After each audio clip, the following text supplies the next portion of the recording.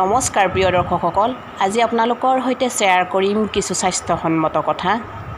যোগাভ্যাসৰ দ্বাৰা আপুনি কেনেকৈ নিজৰ দেহটো স্বাস্থ্যৱান কৰি ৰাখিব, সুস্বাস্থ্যৰ গৰাকী হৈ থাকিব, সদায় আপুনি ভালে কেনেকৈ থাকিব, নিৰোগী হৈ থাকিব, এই সকলোবিলাক কথা আজি কেইগৰাকীমান বিশেষ শিক্ষকৰ জৰিয়তে আপোনালোকক জনাবলৈ চেষ্টা কৰিম আৰু মোৰো কিছু স্মৃতি আপোনালোকৰ ওচৰত শ্বেয়াৰ কৰিম। আশা কৰোঁ এই ভিডিঅ'ৰ জৰিয়তে আপোনালোক সকলোৱে উপকৃত হ'ব। গতিকে বলক ভিডিঅ'টিৰ মাজলৈ যাওঁ। যিসকলে সদায় এইটো মানে কি প্ৰেক্টিছ কৰে, অভ্যাস কৰে, তেনেহ'লে আমি জানো বিভিন্ন ধৰণৰ বেমাৰৰ পৰা পৰিত্ৰাণ পাব পাৰি। আমি বিভিন্ন ধৰণৰ বেমাৰ, পেটৰ বা বিষ কিবা আমি এনেকুৱা। গতিকে যি নহওক এই যোগৰ জৰিয়তে আজি আমাৰ এই ক্ষেত্ৰত বোধহয় যোৱা মাহতে আমাৰ ৰাষ্ট্ৰীয় এটা যুৱ দিৱস হৈ গ'ল। 21 জুন হৈছিলে, নিশ্চয় গমে পাইছা। সেইদিনা ভাৰতৰ প্ৰধানমন্ত্ৰীদেৱৰ লগতে অসমৰ গোটেইখিনি লোকে এই যুগৰ দিৱসত অংশগ্ৰহণ কৰিছিল। এই বছৰ পৰ্যায়ক্ৰমে আমাৰ কি হৈছে যে স্পৰ্টছৰ দিশলৈ গৈছে। আমাৰ 2000 কিমান বুলি ক'লে 36 যেতিয়া আমাৰ অলিম্পিকত এই যোগাসনৰ খেল এটা হ'ব আৰু সেই খেলত আমাৰ ইয়াত কি কৰিব যে এইবাৰ যেনেকুৱা আমাৰ T20 গ'ল তেনেকুৱা সেই যোগাসনটো কি হ'ব, এটা খেল হ'ব, এটা প্ৰতিযোগিতা হ'ব। আৰু এইটো কোনোদিনে আমাৰ ফালৰ পৰা এই যোগাভ্যাস কোনোদিনে মাৰ নাযায়। আমি যেতিয়া জীয়াই থাকোঁ তেতিয়া এইটো থাকিব আৰু পৰৱৰ্তী সময়ত থাকিব। আৰু যিয়ে এইটো অনুশীলন কৰে, প্ৰেক্টিছ কৰে, তেনেহ'লে জানিবা আমাৰ দেহটো সদায় মানে সুস্থ হৈ থাকিব। দেখাত শকত আগত হ'লে নহ'ব, সুস্থ কৰিব নোৱাৰে। যদি তেওঁ নিৰোগী হয়, ক্ষীণেই হওক, নিৰোগী হ'লে কি হ'ব, গোটেই দিশতে তেওঁৰ মানে উৎসাহবিলাক জানিব। পঢ়া, খোৱা লোৱা, উঠা ফুৰা গোটেই মনটো কি হ'ব, প্ৰফুল্ল হৈ থাকিব। কিন্তু সেইকাৰণে যোগাসন ব্যৱস্থাটো আমাৰ বিশেষকৈ পশ্চিম জনামত এইটো প্ৰায় আমাৰ কি হৈছে চলি আছে আৰু ইয়াৰ বিস্তাৰিত আমাৰ কামবোৰ কৰিলেও ভাবি আছে। মই সকলোকে স্বাগতম জনাইছোঁ। তোমালোকে যোগ কিয় শিকিব লাগে সেই কথাটো তোমালোকে উপলব্ধি কৰিব লাগে। আজিকালি এনেকুৱা হৈছে যোগৰ দ্বাৰা আমি স্বাস্থ্য আটাইখিনি আমি সুস্থ ৰাখিব পাৰোঁ। আমাৰ যিখিনি দেহৰ আনুষংগিক আছে আমি যোগৰ জৰিয়তে আমি কি কৰিব পাৰোঁ, ভালে ৰাখিব পাৰোঁ। কোনো ঔষধ আমি প্ৰয়োগ নকৰাকৈ। আৰু আমি দেখিছোঁ আমি ডক্তৰৰ পৰা ঘূৰি আহিও যোগৰ জৰিয়তে বহুত ভাল হোৱা আমি দেখিছোঁ। আৰু ডক্তৰবিলাকে এইটো এটা যোগ স্বাস্থ্য লৈ আমি ৰূপান্তৰ কৰিছে। তাৰমানে স্বাস্থ্যৰ এটা অংগ হিচাপে ধৰিছে। তাৰমানে কিছুমান এনেকুৱা হয় চিকিৎসা কৰিও ভাল নহয়, কিন্তু যোগৰ দ্বাৰাহে তাৰ পৰা পৰিত্ৰাণ পাব। গতিকে এই শিক্ষাটো যদি আমি সৰুৰ পৰা লওঁ, আমি দেখিছোঁ তেতিয়া তেওঁলোকে ডাঙৰ হ'লে কি কৰিব পাৰিব, তেওঁলোকে যি ধৰণে অংগ চালনা কৰিব পাৰে সেই ধৰণে ইচ্ছাকৃতভাৱে তেওঁলোকে অংগ চালনা কৰিব। কিন্তু সৰুৰ পৰা প্ৰেক্টিছটো লাগিব, এইটো ডাঙৰ হ'লে নহ'ব। গতিকে এইটো এটা ভাল কথা। গতিকে তোমালোকে এইটো গুৰুত্ব সহকাৰে ল'ব লাগে। মই ভাবিছোঁ যদি তোমালোকে গুৰুত্ব সহকাৰে লয়, যিখিনি বাইদেউহঁতে আজি শিকায় তোমালোকে যদি সুন্দৰভাৱে আয়ত্ব কৰি লোৱা আৰু ভৱিষ্যতৰ দিশত যাতে তোমালোকে প্ৰয়োগ কৰা, তেতিয়াহ'লে তোমালোকে নিৰোগী হৈ থাকিব পাৰিব। গতিকে নিৰোগী হৈ থকাৰ এটা উপায়। তেতিয়া নিৰোগী হ'লে কি হয়, স্বাস্থ্যই পৰম ধন বুলি কৈছে। আমাৰ যদি স্বাস্থ্যটো সুস্থ হৈ থাকে তেতিয়া মনটো সুস্থ হৈ থাকিব। পঢ়া শুনা কৰিব পাৰিম, যিকোনো কথা কাম কৰিব পাৰিম, সকলো দিশতে আমি আগুৱাই যাব পাৰিম। গতিকে এই যোগ শিক্ষাটো তোমালোকে ল'ব লাগে। আমাৰ দিনত এনেকুৱা ধৰণৰ সুবিধা নাছিল। আমিও যদি থাকিলে আমিও নিশ্চয় কৰিলোঁ হয়। কিন্তু এতিয়া কৈছে তোমালোকে গমেই পোৱা যে আমাৰ মানুহবিলাকক কৈছে প্ৰত্যেকজনকে খোজকাঢ়িব দিছে। বয়সীয়াল মানুহবিলাকক খোজকাঢ়িব দিছে, যিমান দূৰ পৰা খোজকাঢ়ক, সেইটো এটা ব্যায়াম, খোজকাঢ়াটো এটা ব্যায়াম। গতিকে বয়সীয়ালবিলাকে কিবা তোমালোকে যি ধৰণে কৰিবা, এই বয়সীয়াল মানুহে ঠিক তেনেধৰণে কৰিব নোৱাৰে। গতিকে তেওঁলোকে মানে খোজকাঢ়ি কৰা, যোগৰ অভ্যাস কৰা, গতিকে এনেধৰণৰ কথাবিলাক দিছে। তেতিয়াৰ পৰা বহুত বেমাৰৰ পৰা হাত সাৰিব পাৰে। গতিকে তোমালোকে যাতে সকলোৱে গুৰুত্ব সহকাৰে লৈ আজি প্ৰশিক্ষণত অংশগ্ৰহণ কৰা, তাৰ কাৰণে মই তোমালোকক এটা কথা আগবঢ়ালোঁ। আৰু লগতে আজি প্ৰশিক্ষণ দিবলৈ অহা আমাৰ বিদ্যালয়ৰ প্ৰাক্তন ছাত্ৰী আৰু সৰজনী কলিতা বাইদেৱে আমি আমাৰ ফালৰ পৰা শুভেচ্ছা গ্ৰহণ কৰিম। নমস্কাৰ জনাইছোঁ। তোমালোকে চাগে মোক চিনি পাইছা নহয়নে?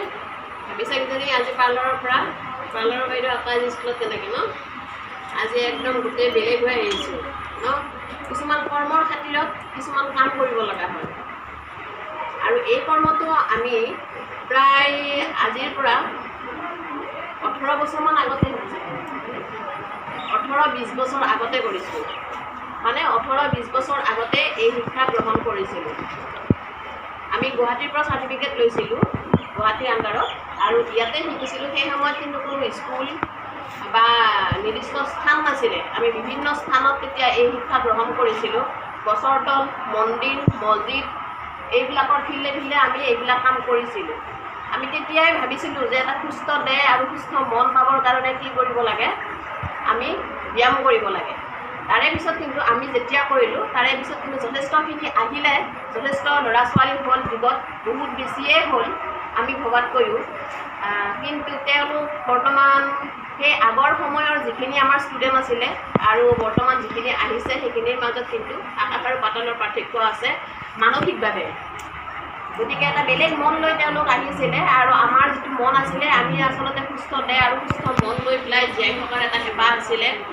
এইটোৰ কাৰণে বহুত বেছি আগ্ৰহী আছিলোঁ আৰু সেই সময়ত যিহেতুকে মানে স্থায়ীভাৱে কোনো অনুষ্ঠান নাছিলে মানে এটা শিক্ষা গ্ৰহণ কৰিবৰ কাৰণে। এতিয়া তোমালোকক যেনেকৈ এনেকৈ আমাক মাতি আনিয়েই হওক বা আন কাৰোবাক মাতি আনিয়েই হওক এই শিক্ষা গ্ৰহণ কৰিবৰ কাৰণে ছাৰসকলে অনুপ্ৰাণিত কৰিছে, আগ্ৰহী কৰি তুলিছে, তেনেকুৱা ধৰণৰ কোনো ব্যৱস্থা নাছিলে।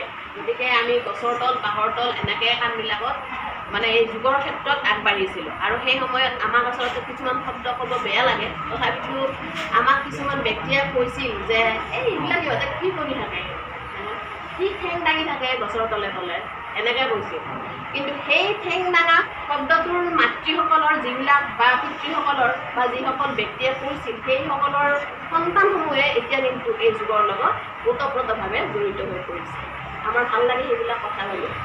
বহুত স্মৃতিয়ে আছে তেনেকুৱা ধৰণৰ। কিন্তু এটা মূলতে ক'বলৈ গ'লে যুগৰ পৰা আমি এটা সুস্থ দেহ আৰু সুস্থ মন গঠন কৰিব পাৰোঁ যদিহে আমি নিয়মিতভাৱে এইখিনি কাম কৰিব পাৰোঁ। নিয়মিতভাৱে যদি আমি যুগৰ শিক্ষা ল'ব পাৰোঁ, ব্যায়াম কৰিব পাৰোঁ, তেতিয়াহ'লে আমাৰ এটা সুস্থ দেহ আৰু সুস্থ মনৰ সৃষ্টি হয়। সুস্থ মনৰ সৃষ্টি হ'লে আমাৰ প্ৰতিটো কাম কৰিবৰ কাৰণে আমি আগ্ৰহী হওঁ, হয়নে নাই? দেহটো যদি সুস্থ হৈ থাকে মনটো সুস্থ হ'বনে নাই? মনটো নিশ্চয় সুস্থ হ'ব আৰু মন সুস্থ থাকিলে প্ৰতিটো কামৰ কাৰণে আমি আগবাঢ়িব পাৰোঁ। ব্যায়ামৰ লগত বয়সৰ কোনো সীমা নাই, যিকোনো বয়সৰে কৰিব পাৰে।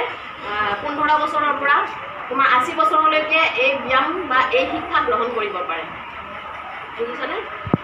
তেনেকুৱা ধৰণৰ কথা বৰ বিশেষ বাৰু নকওঁ। আমি যিহেতুকে এটা নিৰ্দিষ্ট উদ্দেশ্য লৈ ইয়ালৈকে আহিছোঁ, তোমালোকক কিছু শিকাম বুলি আহিছোঁ।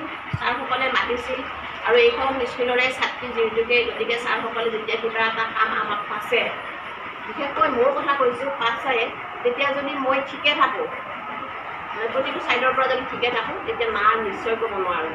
গতিকে বিভিন্ন সমস্যাৰ মাজতো আজি আহি মই এই স্কুলত উপস্থিত হৈছোঁ।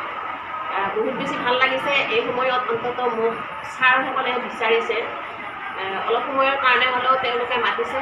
গতিকে এইখিনিতে মই মোৰ ছাৰসকলক, এই স্কুলৰ প্ৰতিজন ছাৰ বাইদেউ কৃতজ্ঞতা স্বীকাৰ কৰিছোঁ, ধন্যবাদ জ্ঞাপন কৰিছোঁ, তেওঁলোকৰ কাৰণে শ্ৰদ্ধা নিবেদন কৰিছোঁ। ধন্যবাদ দেই। আৰু ধন্যবাদ জনাইছোঁ, লগতে শ্ৰদ্ধা জনাইছোঁ আমাক এই সুবিধাখন দিয়াৰ বাবে, তোমালোকৰ ওচৰলৈ লৈ অহাৰ বাবে। যুৱ বুলি ক'লে সাধাৰণতে আমাৰ মানুহখিনিৰ এটা ভুল ধাৰণা আছে যে আমি আসনটোকে যুৱ বুলি ভাবোঁ। কেইটামান ব্যায়াম কৰিব লাগে, সেইটোৱে যুৱ। বহুত দীঘলীয়াকৈ মই তোমালোকক ক'ব বিচৰা নাই, মাত্ৰ ভুল ধাৰণাটো ভাঙি দিব বিচাৰিছোঁ যে যুৱ মানে অকল আসন নহয়। যুৱ আমি মানুহে ভাবে যে অকল ৰাতিপুৱা গধূলি যোগ কৰিব পাৰি, কেতিয়াও নহয়। যোগ আমি 24 ঘণ্টাই কৰি থাকিব পাৰোঁ, কাৰণ যোগৰ লগত আমাৰ যম নিয়ম বুলি দুটা অংগ আছে, য'ত অহিংসা, সত্য, অস্তেয় এই শব্দবোৰ জড়িত হৈ আছে। আৰু সেই কথাবোৰ আমি সাধাৰণ মানুহখিনিয়ে নাজানো। আমি কেৱল আসন ব্যায়াম কৰিব লাগে বুলিহে জানো, কিন্তু যোগত কোনো ব্যায়াম নাই। ইয়াত আসন বুলি এটা শব্দ আছে য'ত আমি শৰীৰ চৰ্চা কৰিব পাৰোঁ। শৰীৰটোক সুস্থ ৰাখিবলৈ, শৰীৰটোক কিছু আধ্যাত্মিক দিশলৈ আগবঢ়াই নিবলৈ যি আমি প্ৰক্ৰিয়াবোৰ কৰোঁ তাতে আসন বুলি কোৱা হয়। আৰু এই আসনটো বৰ্তমান মই অকল আসনৰ ওপৰতে কৈছোঁ, কাৰণ আমি তোমালোকক আসন, মুদ্ৰা আৰু প্ৰাণায়ামৰ ওপৰত গুৰুত্ব দিয়ে শিকাম। সেইবাবে অকল আসনটোৰ ওপৰত কৈছোঁ। আসনটো বৰ্তমান ছাৰে অলপ আগত কৈছে 2036 চনত অলিম্পিকত খেল হিচাপে লৈছে, ইতিমধ্যে লৈছে। আৰু স্পৰ্টছ ডিপাৰ্টমেণ্টৰ পৰা ইতিমধ্যে বিভিন্ন ধৰণৰ খেলবোৰ হৈ আছে। অলপ আগতে ডুবাইত হৈ গৈছে, যোৱা মাহত, জুন মাহত হৈছে। ডুবাইত প্ৰগ্ৰেম এটা হৈ গৈছে, তাত আমাৰ অসমৰ পৰাও বহুকেইজনে অংশগ্ৰহণ কৰিছে। আমাৰ জিলাত দুনিৰ পৰা এইফালে দুনি, মঙলদৈ, হাজৰিকাপাৰা এনেকৈ বহুতখিনি জেগাত স্পৰ্টছৰ ষ্টুডেণ্ট ইতিমধ্যে ওলাই গৈছে। কিন্তু আমাৰ এই অঞ্চলত পশ্চিম দৰং আৰু বিশেষকৈ কামৰূপ ৰুৰেলখিনিত এতিয়ালৈকে ষ্টুডেণ্ট ওলোৱা নাই, কাৰণ হয়তো সুবিধাও পোৱা নাই তেনেধৰণৰ। তো তোমালোকক আজি অলপমান কিবা এটা শিকাম বুলি ভাবিছোঁ। এটা ক্লাছত কেতিয়াও সম্ভৱ নহয়, এই বৃহৎ এটা ডাঙৰ বিষয় হয়। মাত্ৰ তোমালোকক কেইটামান আসন বা প্ৰাণায়াম শিকাই বহুত ডাঙৰ কিবা এটা কৰিব পাৰিম বুলি মই ভবা নাই। তথাপি যিমানখিনি পাৰোঁ তোমালোকক দিবলৈ চেষ্টা কৰিম। আৰু এটা কথা কৈ থওক, যদি কাৰোবাৰ ইচ্ছা থাকে শিকিবলৈ আমাৰ লগত যোগাযোগ কৰিবা। বিভিন্ন ধৰণৰ খেলসমূহ হৈ আছে, এতিয়া অহা মাহতো খেল আছে, অক্টোবৰ মাহত, ছেপ্টেম্বৰ মাহত খেল আছে যোগাসন হিচাপত। এই কম্পিটিশ্যনবোৰত ভাগ ল'ব বিচাৰিলে অলপ বেছিকৈ প্ৰেক্টিছ কৰিব লাগিব। যদি বিচাৰা তোমালোকৰ কোনোবাই এই ক্ষেত্ৰত আগবাঢ়ি যাবলৈ আমাৰ সৈতে যোগাযোগ কৰিব পাৰা। তো যোগৰ বিষয়ত আমি ইমান বেছি নকওঁ। তথাপি আৰু এটা কথা কওঁ, এই ছাৰে অলপ আগতে কৈ গ'ল যে আমাৰ খোজকাঢ়িব লাগে। বৰ্তমান হস্পিটেলত গ'লে ডক্টৰে কয় থেৰাপি কৰিব লাগে, খোজকাঢ়িব লাগে পুৱা গধূলি। খোজ কিয় কাঢ়িব লাগে? এটা প্ৰশ্ন সোধোঁ তোমালোকক, আমাৰ দেহত থকা আটাইতকৈ ডাঙৰ গ্ৰন্থিটো কি? ক'ত থাকে ই? আচ্ছা, এটা বস্তু জানানে, এয়াতো ডায়েবেটিছটো গ্ৰন্থিৰ বিজুতি ঘটিলে আমাৰ ডায়েবেটিছ এই বেমাৰটো হয়। তো এইটোৰ নাম পেনক্ৰিয়াছ হয়। আপোনালোকৰ লগত প্লিহা লাগি থাকে ন, স্প্লিন বুলি কয় ইংৰাজীত। তো এই যে গ্ৰন্থিসমূহ খোজকাঢ়িব যে কয়, এই যে গ্ৰন্থিসমূহ আমাৰ থাকে, আৰু আমাৰ প্ৰেছাৰৰ লগত কোনটো অংগ লগ হৈ আছে? গ্ৰন্থিসমূহে কি কৰে? হৰমন নিঃসৰণ কৰে। সেই হৰমন নিঃসৰণত যদি বিজুতি ঘটে তেতিয়া আমাৰ প্ৰেছাৰৰ প্ৰব্লেম ঘটে। আমাৰ প্ৰেছাৰ, হাই প্ৰেছাৰ, ষ্ট্ৰোক হোৱা মানুহ দেখিছা, পেৰালাইচিছ হৈ পৰি থাকে, যে বিচনাত শুই থাকে, উঠিব নোৱাৰে। তো এই প্ৰব্লেমবিলাক হয়। এই বেছিভাগ এই গ্ৰন্থিখিনি আমাৰ পেটত যিখিনি আছে, সেইটো কাৰণে আমি খোজকাঢ়িলে কি হয়? পেটটো লৰাই। আজিকালি মানুহবিলাকে কি হয়? থিয় হৈ ঘৰ মোচে, দেখিছানে? লাঠি লৈ ঘৰ মোচে, তলত বহি ঘৰ মোচে, থিয় হৈ এনেকৈ ভাত বনায়, ওপৰতে কাটে, ওপৰতে বাচন ধুৱে, ওপৰতে বনায়, থিয় হয়, বহি নলয়। আগতে মানুহবিলাকে বহি লৈছিলে, তো পেটত এটা হেঁচা পৰে, সেইটো এটা ব্যায়ামেই আছিল। কিন্তু সেই ব্যায়ামটো এতিয়াৰ মানুহে নকৰে, যাৰ কাৰণে প্ৰত্যেকে খোজকাঢ়িব লগা হয়। খোজকাঢ়িলে এনেই আমাৰ মানুহে খোজকাঢ়িবও নাজানে। যেতিয়া কয় বোলে খোজকাঢ়িব লাগে, লাহে লাহে কথা পাতি এনেকৈ খোজকাঢ়ি গৈ থাকে, সেইটো খোজকাঢ়াত কিন্তু ব্যায়ামটো নহ'ব। এতিয়া আজি মই তোমালোকক খোজকাঢ়া শিকাম। তোমালোকে ঘৰত মাহঁতক, দেউতাহঁতক বা ঘৰৰ যি ওচৰ পাজৰৰ মানুহখিনি খোজকাঢ়াটো কমচে কম শিকাব পাৰে, বেলেগ শিকাব নালাগে। প্ৰিয় দৰ্শকসকল, আপোনালোক সকলোকে বহুত বহুত ধন্যবাদ জ্ঞাপন কৰিলোঁ। ভিডিঅ'টি প্ৰথমৰ পৰা শেষলৈকে চালে, আমাক উৎসাহিত কৰিলে, আৰু ভাবিছোঁ আপোনালোকে এই ভিডিঅ'ৰ জৰিয়তে নিশ্চয় যোগাসনৰ বিষয়ে বা আসনৰ বিষয়ে বা ব্যায়ামৰ বিষয়ে কিছু হ'লেও সম্যক হ'লেও জ্ঞান দিবৰ কাৰণে মই আপোনালোকক পাৰিছোঁ, আৰু আপোনালোকে এইখিনি গ্ৰহণ কৰিছে। ভিডিঅ'টো যদি আপোনালোকে ভাল পাইছে, লাইক কমেণ্ট নিশ্চয় কৰিব, লগতে চেনেলটো ছাবস্ক্ৰাইব কৰি ওচৰত থকা বেলটি টিপি থ'বৰ কাৰণে একেবাৰে নাপাহৰিব। পুনৰ এটা নতুন ভিডিঅ'ৰ সৈতে অচিৰেই লগ হ'ম। তেতিয়ালৈকে আপোনালোক সকলো সুখী হৈ থাকক, স্বাস্থ্যৱান হৈ থাকক। টেক কেয়াৰ, বাই বাই, জয় হিন্দ, লাভ ইউ অল।